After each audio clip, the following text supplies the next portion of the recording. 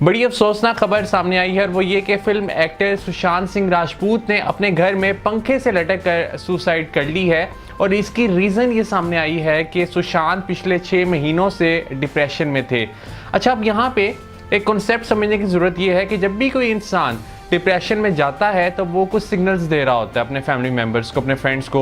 और वो सिग्नल्स कुछ इस तरह के होते हैं कि उस शख्स को क्राइंग स्पेल्स हो रहे होते हैं, उसका रोने का दिल करता है, उसका मूड एजिटेटेड होता है, इरिटेटेड होता है, एनर्जी उस शख्स के अंदर नहीं होती, वर्थलेसनेस वो शख्स फील कर रहा होता है, उसे हर चीज़ में नेगेटिविटी नज़र आ रही होती है, उसका इवन वेट लूज़ हो रहा होता है। सो ये कुछ साइंस होते हैं जो कि फैमिली मेम्बर्स को समझ लेने चाहिए, जो कि फ्रेंड्स को समझ लेने चाहिए कि कुछ ना कुछ गड़बड़ है। जो शख्स डिप्रेशन में होता है वो अपनी ही सोचों में गुमसुम नजर आता है, वो किसी कन्वर्सेशन में पार्टिसिपेट नहीं करता, वो कोई कन्वर्सेशन खुद से इनिशिएट नहीं करता।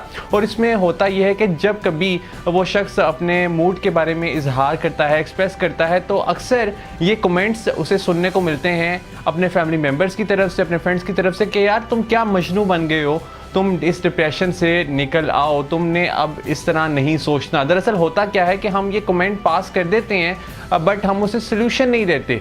सो ये बिल्कुल इसी तरह है कि अगर किसी इंसान को बुखार हो, किसी इंसान को वॉमिटिंग हो रही हो, तो हम उसे ये कहें कि अब तुमने वॉमिटिंग नहीं करनी। सो हमें इस बात का तो पता होता है ना कि उस शख्स के बस में नहीं है कि वो अपनी वॉमिटिंग को रोक सके। बिल्कुल इसी तरह हमें ये समझने की ज़रूरत है कि जो शख्स डिप्रेशन में होता है उसके कंट्रोल में नहीं होता कि वो अपनी उन डिप्रेसिव थॉट्स को रोक सके। जब भी कोई शख्स डिप्रेशन में होता है तो उसे ज़रूरत होती है कि वो साइकेट्रिस्ट को कंसल्ट करे। और साइकेट्रिस्ट क्या करता है कि साइकेट्रिस्ट उसे प्रिस्क्राइब करता है एंटी डिप्रेसेंट।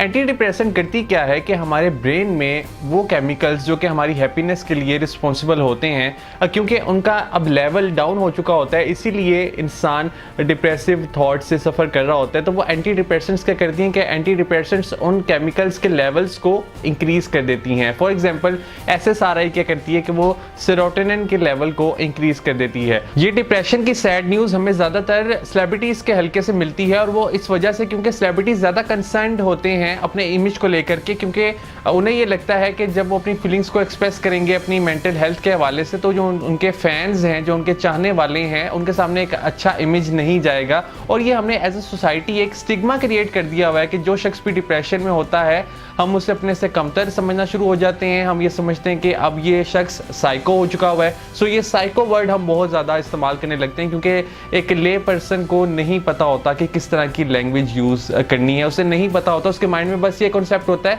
कि जो शख्स भी डिप्रेशन में चला गया वो अब कभी भी फंक्शनल नहीं हो पाएगा। सो बेसिकली डिप्रेशन का इलाज मौजूद है, इसके ऊपर बहुत सा काम किया जा चुका है और मज़ीद भी डिप्रेशन के ऊपर काम किया जा रहा है। सो ये एंटी डिप्रेसेंट और काउंसलिंग उस इंसान की लाइफ को सेव कर सकती है। और इसमें हमारी रिस्पॉन्सिबिलिटी ये बनती है कि अगर हमारा कोई फैमिली मेम्बर, अगर हमारा कोई फ्रेंड आपको ये सिग्नल्स दे रहा है तो आप ज़रूर उनके सिग्नल्स को सीरियस लें।